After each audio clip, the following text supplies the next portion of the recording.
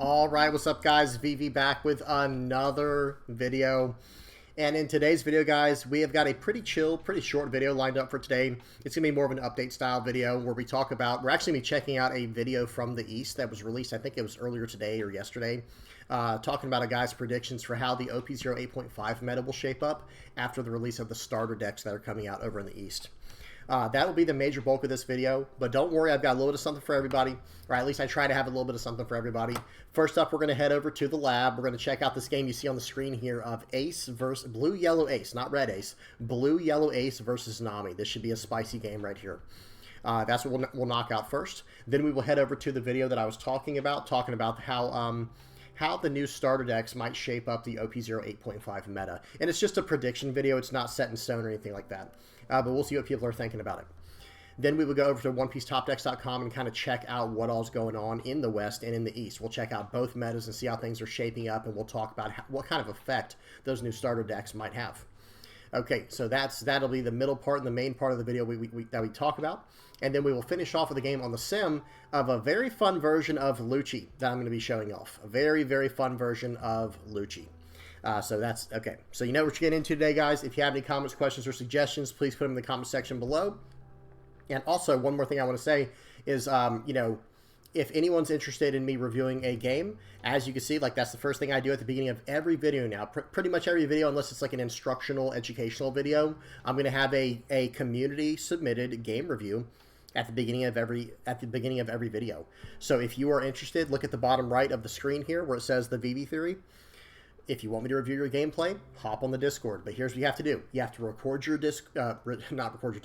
record your game, upload it to YouTube, and then, send me the link on Discord. I have an entire section, an entire channel on the Discord where it says review my game. You send it in there. I check it every day. And once I see your name on there, I add you to the list, put a check mark. I give you a thumbs up as a little emoji, and we move on from there. Okay, now, one more thing I got to say before we dive into this game. I'll have everything timestamped so you can hop around to wherever you want to in the video, but today will be a pretty short video by my standards. All right, so let's get into this, guys. First game here we got up. Let me turn the volume off. Let me put the speed on 2x. All right, and we are good to go, guys. Here we go. So we have Nami versus Blue-Yellow Ace. This is an interesting matchup, but I think just one thing I should mention before each game starts. Excuse me, so they do a Sin Goku search to start. Wow, okay, so this might be a very, very interesting Nami list. One thing I want to mention real quick before this gets going is I think, typically speaking, I think Ace would be favored here because they can kind of swing for 7 every turn and they fill the board up with a bunch of 5-cost 6Ks and 7Ks. So I could see Ace having a slight advantage. However, let's see what's going on here. This is not your standard, this is not your run-of-the-mill Nami here, right? This is very unique, very different. So they do a top 5 search. I'll tell you what they find. They find a Dracul Mihawk. Okay, so Sin Goku is a 7 Warlords of the Sea searcher. Okay, I said Navy earlier. I meant 7 Warlords of the Sea. Sorry, guys. They play out another Sin Goku, and this time they get an Edward Weevil. Okay, so we see where this is going. This is getting a little bit crazy.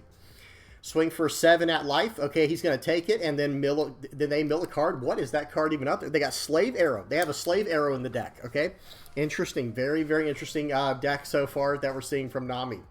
Is this the future of Nami? Is this what we're looking at here? So the Ace does his turn very nicely there. Let me just back up a little tiny bit. With Ace's effect, pause and read it on the screen over to the right. You attach 2 Dawn and then activate his main effect once per turn. You look at the top 5 cards of your deck, and you put a 5-cost character into the top of your life. And then, in this case, let's see what it was. It was a Luffy, right? Yeah, he grabs the Luffy. Nice, running ulti in the deck. Very interesting. So you put that card. You put the card that you search with Ace on the top of your deck. And if you can't use it by the end of the turn, it goes to the bottom of the deck at the end of your turn. But in the case of like Luffy, Ace, and Sabo, we have very easy ways to cheat those into play with the 2-cost versions of the characters. Okay, and that's what we're going to do right here. We're going to cheat out the Ace, or excuse me, the Luffy. And one more thing I want to say is when you cheat them out with the little 2-cost characters, your leader gets a 2,000 power buff until the start of your next turn. Actually, I think it's technically until the end of your opponent's turn. Yeah, I think it's until the end of your opponent's next turn. So cards like Luffy, the 10 cost 12k purple Luffy that does a time warp, actually plays around that effect very, very strong, very well, like in a very good way. Okay, but we have a Luffy down to 5 cost 6k. This is going to help us eat up the board once we get down to 2 life, because you can pop this Luffy to pop a 4 or less on your opponent's side of the board and draw a card when you're at 2 or less life. Okay, and we actually have a lot of gas in hand as well. If you can see the hand down here, guys, like we've got a lot of gas in hand here. So right here, they're going to play out a Sengoku. They're going to get an Edward Weevil, I think it was, and they're going to play out an Edward Weevil. So let's see. It's funny. Y'all can't see it on the left here right now, but he's going through like looking at what he's playing, or looking at what all he searched up, and he found double Edward Weevil so far and a Mihawk from these 3 Sengokus. So right here, we do a top 5 search with the leader. We put an Ace on top. We already had Ace on the field, which is kind of a gutsy play sometimes. But Nami isn't really known for running removal outside of removal that just pushes cards back to hand. And you know, going against Nami, he probably thought this was a standard Nami deck where it's like, okay, sure, bounce this card back to my hand, and then you don't get to bounce your Kaya's back, right? But in this situation, the guy's probably not running any removal, and he's just filling out the board with beaters here. Okay, and we established the 5 cost 6k Ace blocker, which is it looks at your top 2 cards. It draws the top 2 cards, and then you can put 2 cards from your hand on the top or bottom of your deck. And it looks like they're going to hit him with a pudding here. Absolutely devastating. Very nice. Swinging 6, swinging 9, and now we are, you know, off to the races here. Nami's on the back foot for sure. And this might be a turn where Nami tries to go for that Luffy. I would not be surprised. Yeah, 8 into Luffy. 9, excuse me. 9 into Luffy's a little crazy. I'd have probably just done 8 personally. Because, I don't know, I guess he only has like 1 more. No, never mind. I would definitely. Okay, he's going 9 and 9 into Luffy. Just give him the blocker. Okay, he chose not to give him the blocker there, which I guess makes sense. Because I was going to say, if he wanted to try to get the effect off, that was probably going to be too hard. Because as you can see in the hand of the Ace player, he doesn't have a way to go down in life currently. I'm not saying he has no way to do that in his deck, but he doesn't currently have a way to do that in his hand. So it's like, okay, yeah, just let it go. It might have even been smarter to just let it go on the first attack as well and just take 1 hit here. Because when you go down to 2 life, that's what turns on these other Luffys in your hand. So looking back, I'm sorry, we do have to talk about that. I'm sorry, guys. I do apologize. So right here, I think we probably should have just taken this hit. Just take the 9k hit to your Luffy here because you're at 3 life and you can't cash in on his effect yet. And then this would have, you know, kind of made your opponent attack into your face right here if they wanted to attack at all, and then you could have gotten this and gone down to 2 life, and you already have another Luffy in hand, and you drew another one for the turn. So I think that is a slight play mistake countering out of that, because we could have gone down to 2 life, right? And that is a hot spot for this deck. It turns on that Luffy, and it turns on the 5 cost Ace that we see in hand right now. Now, unfortunately, we couldn't get the Ace because we don't have an Ace in hand, the 2 cost Ace, to pop out the 5 cost Ace. And not to mention, this Luffy is really good for what we're trying to do to go down in life. Okay, that is the 5 cost 6k buff Luffy that allows you to, you know, draw a card and buff the character by 2,000 for the turn. Really powerful character there. Is my picture okay? Okay, it's fine. All right, so they play out Margaret or Marguerite, however you say that, and they're going to replace the Sengoku with the Jinbei, cheating out the other Edward Weevil that we knew they already had. And this board is looking ferocious. I'm surprised he didn't swing there. I'm actually surprised he didn't at least poke with his leader. But I guess he's trying to keep him under, or I guess not under, but above 3 life. He's trying to keep him above 3 life. But, I mean, I guess in this situation it is kind of helping them. But typically speaking, you can't really play around that. You know, like they can usually just take their own life if they want to. But I don't know this Ace list. I have no idea what they're going to play. Swing 5, they counter out with the pudding. Play out another of these guys. Yeah, excuse me, he does have a way to do it. Hang on. Wait. So one thing that I'm not sure about there is, okay, in this situation, he had that Luffy on the board. I'm sorry, guys. So one thing I would have done differently this turn is I would have, okay, swing with the 5s first. Like, okay, I would have swung 5 with pudding, 5 with ulti, and then I would have eaten the top card of my life with my Luffy there to draw a card and go down to 2. And then I could pop whatever I want to with a 5 cost character, or we can just see what it draws us for the turn. And don't swing with your leader yet. You actually can do something else with that. Because let's see what happens here. Okay, so they play out the Luffy, and now they're going to swing for 5. This is where we left off. They swing for 5 there. And I would have actually swung for 5 with... I wouldn't have played out the Luffy yet. Let me say that. I would not have played out the Luffy yet. I would have swung for 5 with my pudding and 5 with my ulti. Then I would have done this character's effect. And look what it drew us, by the way. It drew us into a Garp, which would have allowed us to do a top 5 search for one of the 2-cost characters and then use our leader effect. You see what I'm saying? That's just the way that I would have gone about it. Okay, we're going to swing for 8. They're probably going to take this. That's a big hit. And let's see what happens next. We still have 5 Dawn. We can pop one of those cards. And we got another top 5 searcher. Very nice. Okay, that works too. You know, popping some of these cards. That's playing it the safe way for sure. That's definitely playing it the safe way. But I also think another way to play it safe is to go up to 7,000 power. You know what I mean? By using that searcher when we got it, using the next one when we got that, we could have done things very differently. Always try to draw first, guys. That is like rule number 1 in card games. If you have if you have a turn where there are multiple, you know, major options you can choose from, I would always draw first because that could totally change your play. You see what I'm saying? And just to put this in chess terms, that was not a mistake or a blunder or anything like that. I would consider it was maybe an inaccuracy to not draw first, but other than that, the rest of this turn's play, I think, was good. I think it was just a good play, but it could have been excellent, or it could have even been best move, and I think best move would have been to draw and things like that and go about your play from there. Make sure you have the full range of cards you need to see what you can do. Okay, so let's see what happens here. We've cleared up the board very nicely, but now it is 5,000. It's okay, swing 5 into 5 here. I would have considered just taking that personally. I don't know. I guess you don't have to. But yeah, now they're just going to keep swinging into this character. But hey, I guess that's fine. Never punished. They go ahead and play out a pause. They just surrendered. So they went ahead and played out a dragon there, the Kaido, and in their hand, all they have is they have 2 2K counter Kayas and 2 1K counter. Or no, excuse me. Hang on. They've got 2 Kayas. I can't remember the other 2. Whatever this card right here is called, I can't remember their name. That's a 2K counter as well. And the 2 Kayas, then the Mihawk, and then a Zephyr. Excuse me, not Zephyr, Zeph. So they actually had 2, 4, 6, 8, 9,000 power and counter in hand. 2 Sanji's Pilafs, another Kaido, and I guess they just determined they weren't going to win this turn.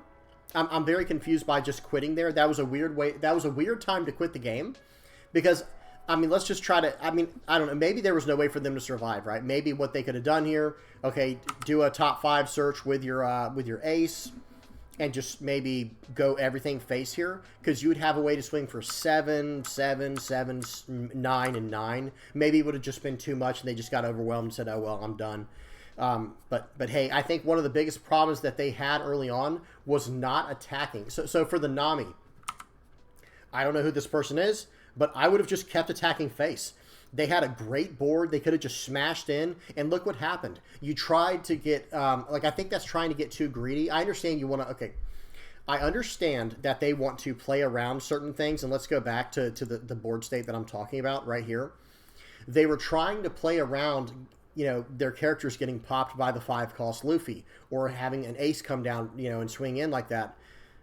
But look what happened anyway. When we play this turn out, look what ended up happening. They have a way to go down with 2 life on the board currently in the 5-cost Luffy.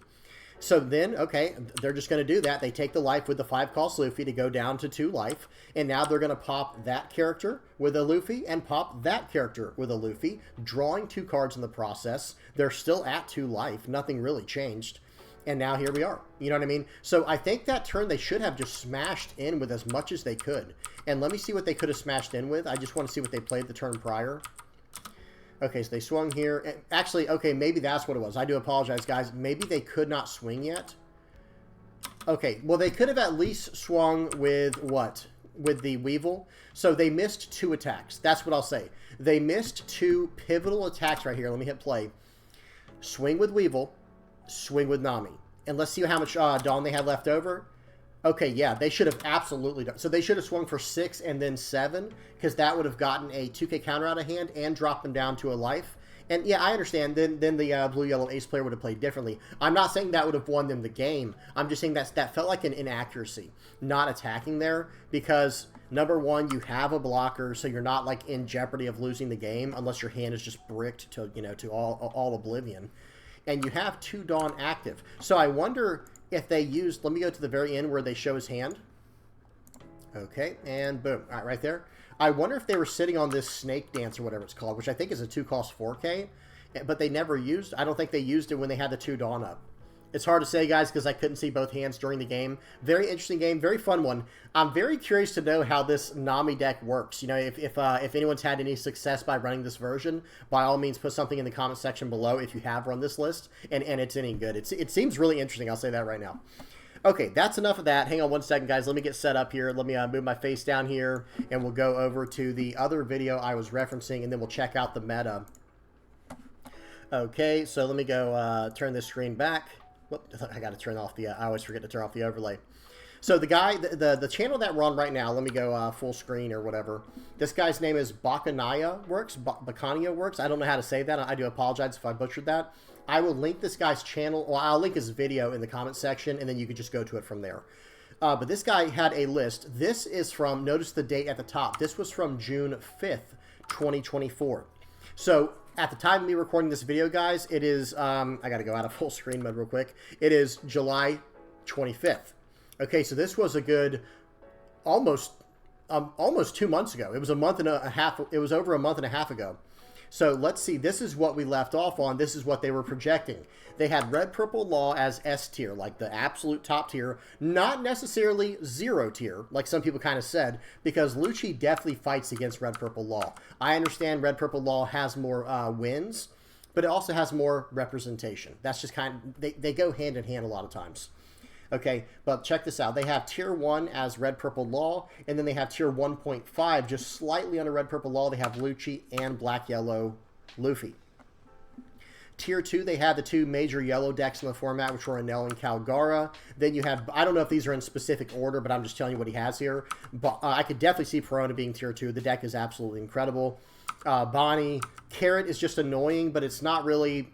I think it might be rated a little too high. That's just my personal opinion. The deck is very frustrating to play against, but any type of deck that runs black where it has removal, I think it just kind of runs this deck over. It just kind of eats it. Like, yeah, sure, you can tap my characters if you want to, but they already removed your characters for the turn.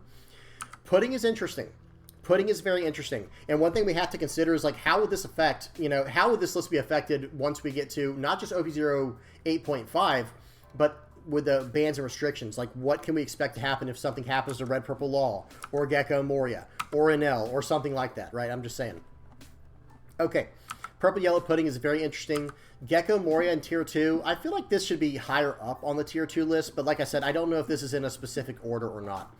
And then Yamato rounds out Tier 2. Very interesting. This is a very malleable leader, very strong leader. Then they have Red Purple Law and Doffy in Tier 3. And remember, this is the list before the new decks came out, the new 0 8.5 ST starter decks. Katakuri's still down here in Tier 3. Zoro, Blue Yellow Ace, and yet no Red Yellow Sabo. That is strange to me, guys, because I'm just here to tell y'all, Red Yellow Sabo has a very good matchup into this guy at the very top called Red Purple Law. A very good matchup. And same thing against this. Let me just say this, guys. Out of all 4 of these matchups, Red Purple Law, Lucci, Enel, and Black Yellow Luffy, I would say Red Yellow Sabo has, like, at worst, probably a 50-50 matchup against, like, Lucci. Black Yellow Luffy is almost free. Red Purple Law is a very, very high win rate for Red Yellow Sabo. Enel is almost literally free. I don't even know if you can lose unless you just don't know what you're doing, right? Unless you get, I don't know, bad pulls, they get good triggers, who knows, something like that. Lucci can be 50-50 if they know what they're doing with the removal. Perona is actually a rough matchup, I think, for Red Yellow Sabo in some ways, but it's hard for them to rest your characters when you put them back to life. You know, there's something to be said there. Now, Bonnie is a rough deck to play against, but as you can see, they have this all the way down at Tier 2. Anyway, let me get off my tangent real quick, because I could keep going about this. Now, this was OP0 8.5, and they're showing the representation as well, how, like, this is how the things looked. You know, this is the representation of the tournaments and of the results. 62% of the format being Red Purple Law, yet that's going to get the most placings, right? That's just how that is. Then we had Lucci, and then we had Black Yellow Luffy, and now it looks, and then I can't really quite tell, but you guys see, it goes down from there. It goes down. I think that's actually a Nami right there, a Calgara. And I can't quite tell. This one might be Boa Hancock, maybe. It's really hard to tell with these little tiny little pieces of pie. Okay, and that was the results there. Now let's see what is predicted for OP08.5. Everything changes up. Not everything. Not everything changes up, but a lot of things change up. Check this out, guys. And like I said, I will link the video in the comment section below so you can actually check out the entire video for yourself and watch it and tell me what you think about it. Put it in the comment section. But look at this, guys. We got Red Purple Law up here at the top. All right, we still got Lucci and Luffy. But look at this, guys. New Tier 1.5 candidates. We got Mono Blue Doflamingo. That is the new art for the OP01 Doffy. It is now going to be the OP01 Doffy / starter deck, what is it, 15, 16, 17. So starter deck 17 Doffy.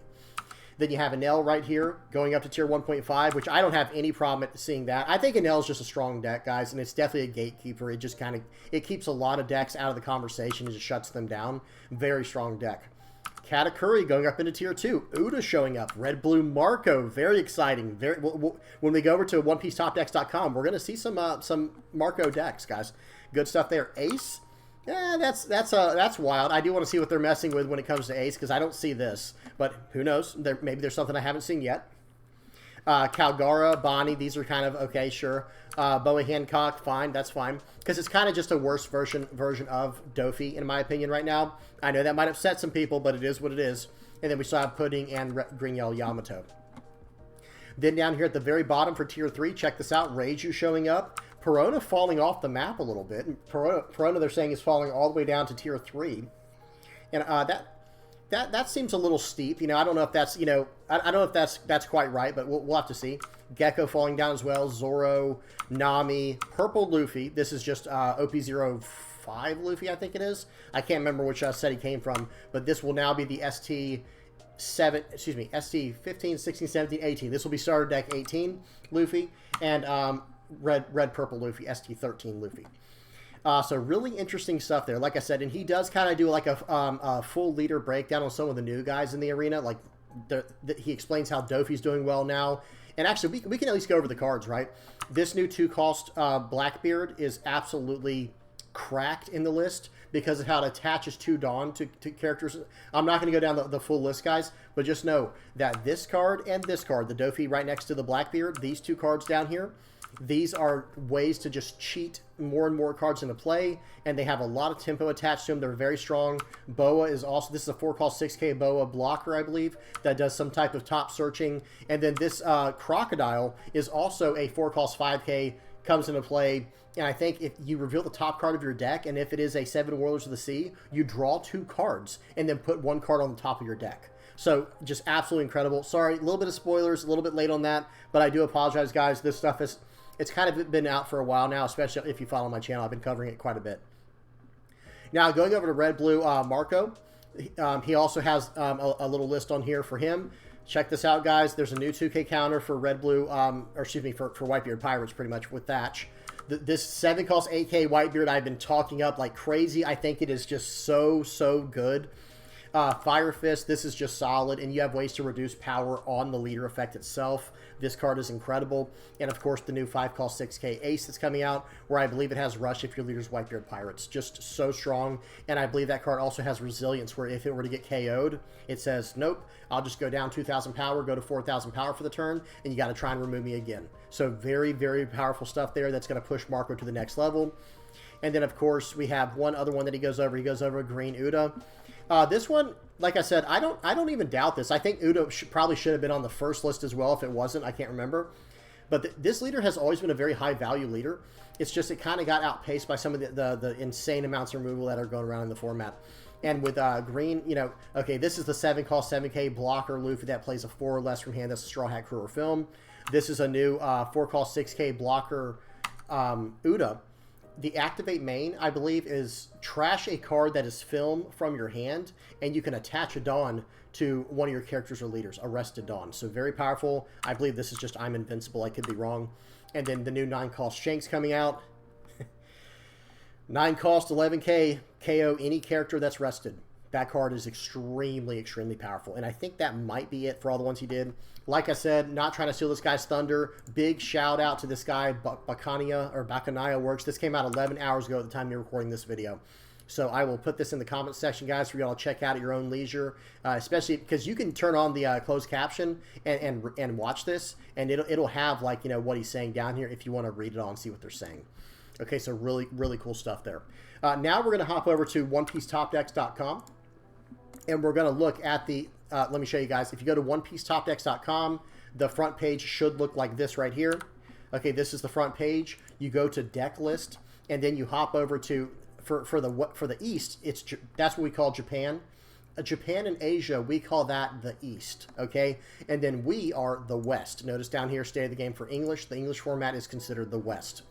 So if you hop over to the East and check out OP08, the far left one, look at these new results, guys. Now, these are only from the 21st, and like I said, I'm recording this on the 25th, so these aren't super up-to-date, but they update this probably like once or twice a week, guys, for y'all to check out. And look at this, already at a 30-player tournament, first place, we're starting to see Marco pop up at flagship level.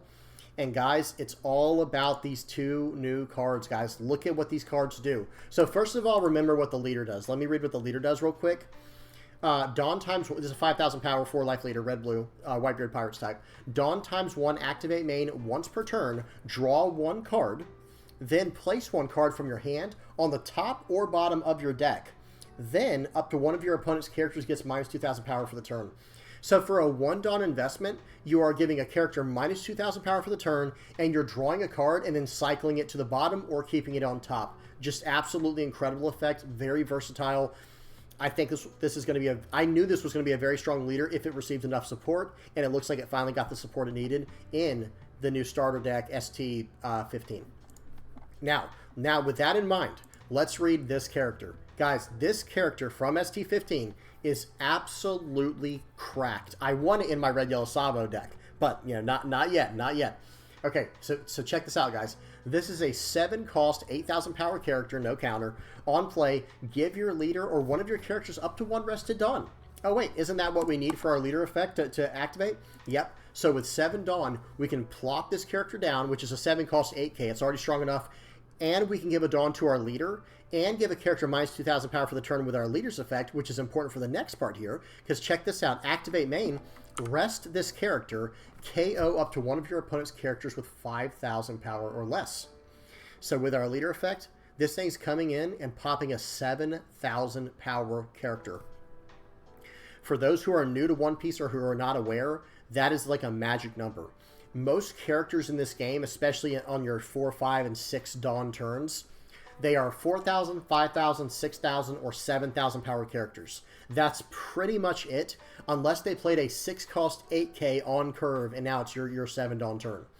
That is extremely rare. Yes, it does happen. It can happen in a deck like with Boa Hancock, like in a deck with Doflamingo. But guys, being able to just pop a 7K the turn this enters play, and you have an 8K body on the board now for next turn, they're probably going to try to attack into it to get it off the board, and then you're going to be able to use your counters to defend it so much easier. It's helped your life. It's so good. The other card we were looking at, remember, is this one. Check this out, guys. 5 cost, 6,000 power. If your leader's Whitebeard Pirates, this gets Rush. And then once per turn, now this is for any leader, once per turn, if this character would be removed from play by your opponent's effects, not KO'd, not just bottom decked, it could be trash, bottom decked, whatever, okay? If it's by one of your opponent's effects, you may give this character minus 2,000 power for this turn instead. Seems good, right? So anytime you have some type of prevention effect, it's just good. It's just always a good thing, because guess what? It's not like this card's bad. This is a 5-cost 6K 1,000 counter rusher, okay? And then it also has resilience like that. Just absolutely incredible. Very, very strong card.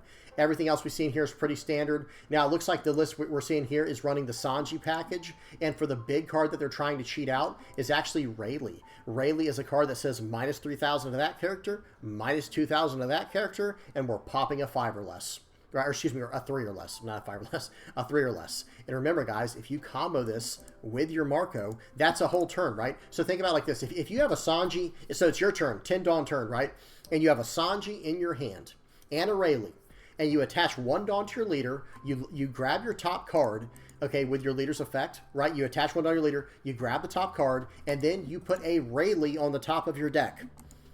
Then what you can do before you do anything else, now you're going to give minus 2,000 power to a character, right? Okay, now play out the Sanji, and that's going to cheat out the Rayleigh from the top of your deck. You're going to have, you know, minus 2,000 from the leader effect, minus 3,000 from this guy's effect, minus another 2,000 from his effect on a different target, and then you're popping a 3,000 power or less.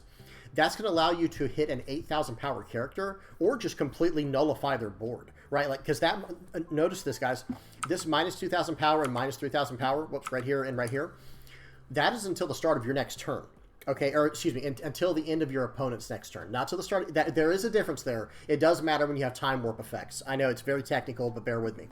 So guys, this deck is just extremely powerful. It's running the Fire Fist. Look at the board clear this deck is running. Fire Fist with this leader effect can hit a 5 and a 6K or a 7 and a 4K. Okay, that is how powerful this card is with the leader effect. And look at all these events. You've got your Gravity Blade, Sanji's Plus, Fire Fist, and Bad Manners Kit Course. And speaking of this card, this is a board clear as well, right? And when I say board clear in this game, popping 2 characters is kind of the most we have. Like, that's the closest we're going to get to a board clear, at least for now, unless you're dealing with like a 10-cost character like Kaido or Kaido Linlin. So really powerful stuff here. It's got the utility that blue always has. It's got all this removal. This card right here with, you know, the 5-cost Marco with the Marco leader, cracked. Absolutely cracked, guys. Because you can actually hit a 5,000 power character with this now. It's still a 1K counter. You have all this event support because of your Fire Fist. Because for those who are not aware, you may discard 1 event from your hand to KO a 5,000 power character and a 4,000 power character. So with that in mind, that's what I was saying. With your leader effect, you can make it a 5,000 and a 6,000 or a 7,000 and a 4,000. And it also helps with this, because look at this, guys. You need events to trash to use your Fire Fist. You also need events to save your Marco. You may trash 1 event card from your hand and play this character from your trash rested. So it's got resilience. Your Marco has resilience. Your Ace has resilience. This Marco has resilience as well. You can just trash a Whitebeard Pirates card if you have 2 or less life to save him. It's just a very well-rounded, resilient deck. Now, another one I want to look at. Let me see if there's one on here. Here's a Doflamingo. Now, this one only got 3rd. This is a first place list, but it doesn't say how big the tournament is. This is a 3rd place 5-1 list at a 58-player tournament. Let's take a look at this one. Okay, just waiting for it to come up. There we go. Now, this list does have the new characters. This is the card I was talking about, guys. This is the one I was talking about from the starter decks. Look at this. 2 cost, 3,000 power, 1K counter, activate main once per turn. You may place 1 card from your hand at the top of your deck. Okay, well, we know what that does with this leader, right? And then attach up to 2 Rested Dawn to one of your leaders or characters. So it just sets him up. It just immediately sets him up. And for those who are not aware, please pause and read this if you don't know what this does. If you do not know what this does, pause and read it real quick. So what you're going to be able to do is, like, let's just say you have this card in hand, a Jinbei, and then an Edward Weevil. Okay, well, you're going to, on turn 2, let's say you go first. You still want to go first with this deck, guys. With a Doflamingo, you still want to go first so you can use this effect right on turn 2. But check this out. Oh, there's no Perona in this deck. Why do I still want to go first? Because this is your new turn 2 play. You go turn 2, play this card, activate it, attach the 2 Rested Dawn you used to play this card to your leader, and then do the top card arrangement like we were saying, putting, in this case, we'll put Jinbei on top, and then we will swing with our leader, paying the final Dawn for the turn. So swing for 7, play out the Jinbei, play out the Edward Weevil. That's going to draw us a card too, by the way. And now we're just off to the races. We have a 3K, a 5K, a 6K on the board, and we're swinging for 7 on turn 2. You have ways to get cards back from your trash with Gecko Moria. Pause and read these cards, guys, if you don't know what they do, okay? They're very important. And check this out, guys. No Perona, no problem. 1 cost, 2,000 power, 2K counter. On play, look at the top 3 cards of your deck and then place them in any order on the top of your deck.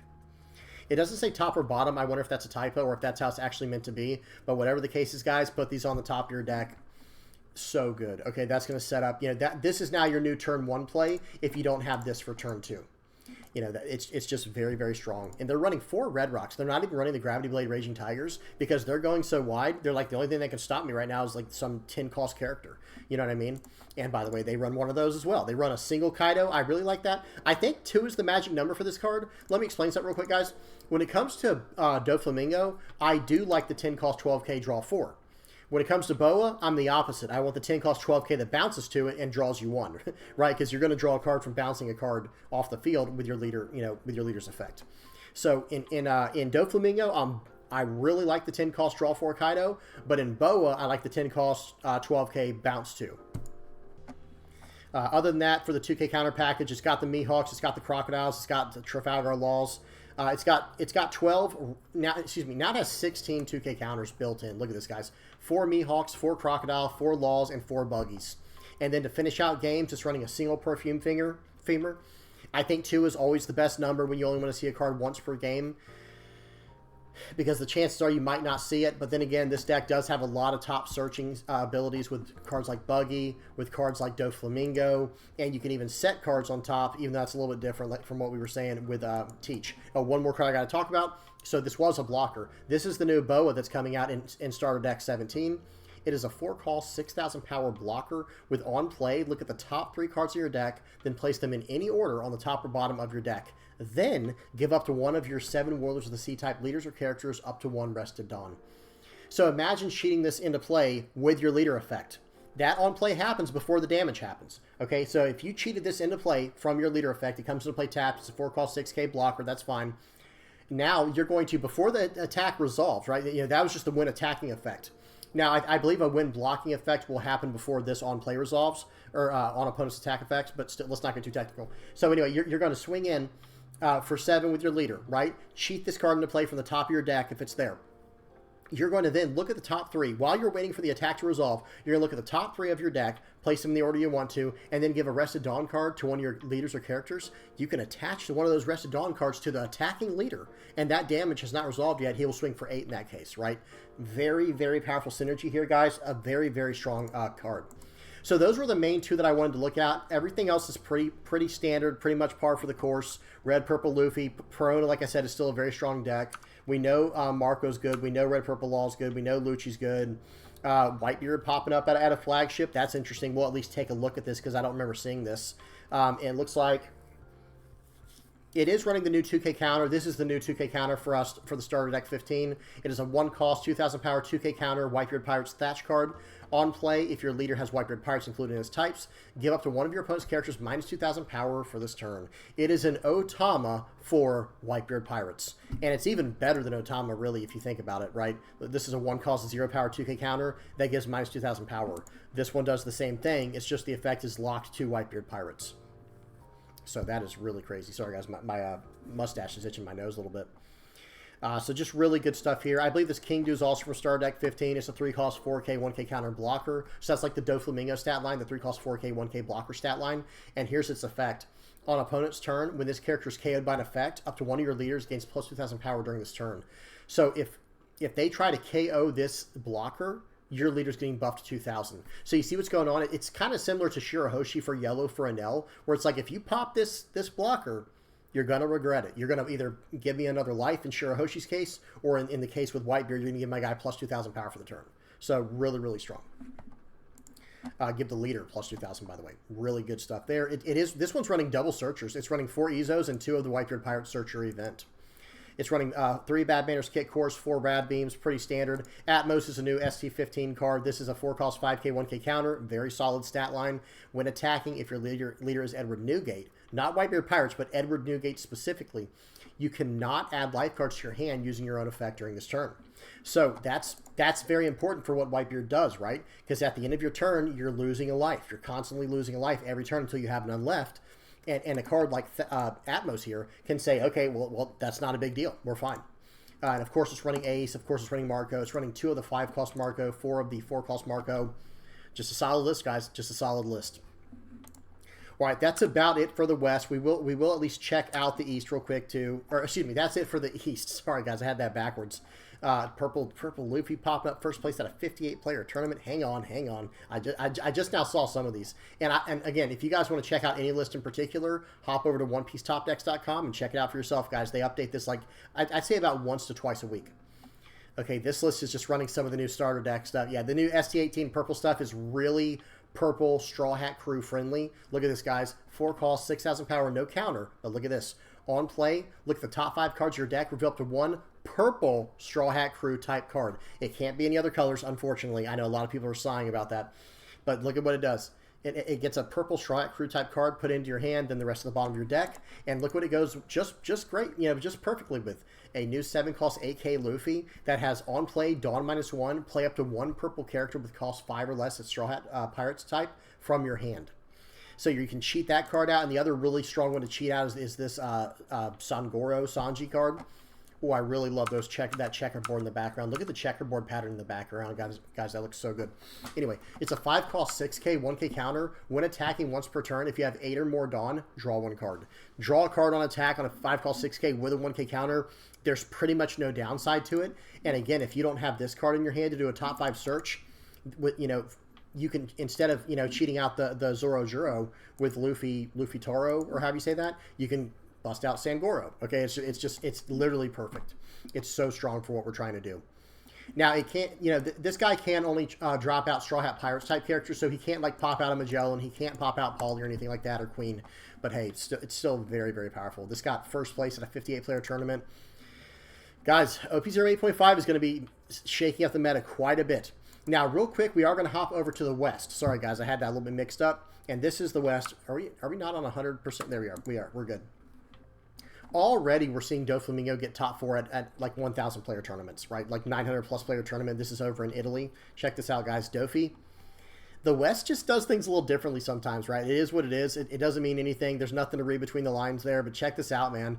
Eventually, this just gets better because it becomes a 1-cost 2K counter that is a top 3 search. That's also it's not Thriller Bark. It's 7 Whirlers of Sea searchable with the new buggy card. And then Gecko Moria. There's no reason to play that anymore because you could just run like the new what's his name, 2-cost Blackbeard. Boa Hancock becomes the 4-cost 6K Boa Hancock. Just the whole deck gets a glow up. You know what I mean? It's just crazy. Really, really good stuff once we get the OP0 8.5 stuff.